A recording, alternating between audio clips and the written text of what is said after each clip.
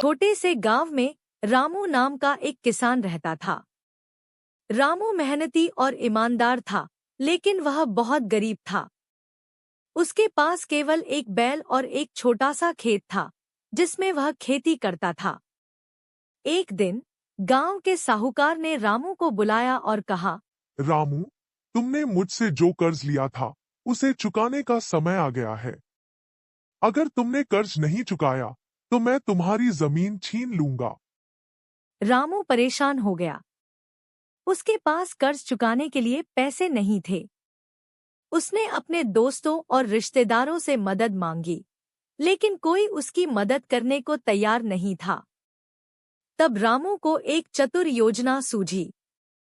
अगले दिन वह साहूकार के पास गया और बोला, साहूकार जी, मैं आपका कर्ज चुकाने के लिए तैयार हूँ, लेकिन मैं एक शर्त रखना चाहता हूँ।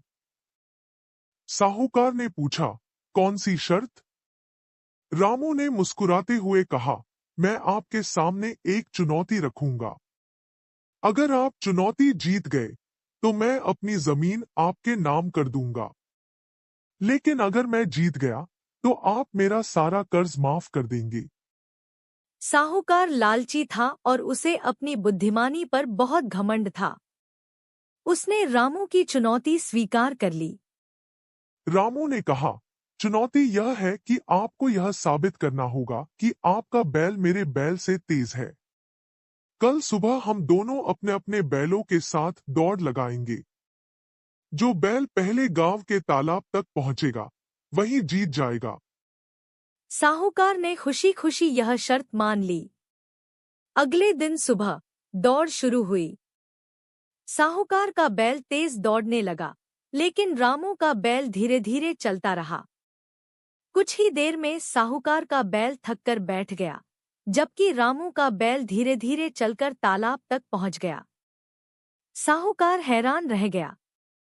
रामू मुस्कुराते हुए बोला, साहूकार जी, मैंने अपने बैल को ज्यादा मेहनत नहीं करवाई थी, इसलिए वह थका नहीं। लेकिन आपने अपने बैल को हर समय काम पर लगाया और उसे आराम नहीं दिया, इसलिए वह थककर रुक गया। साहूकार को अपनी गलती का एहसास हुआ। उसने रामू का सारा कर्ज माफ कर दिया और उसकी जमीन लौटाने का वादा किया। इस तरह रामू ने अपनी चतुराई से अपनी जमीन और इज्जत बचा ली।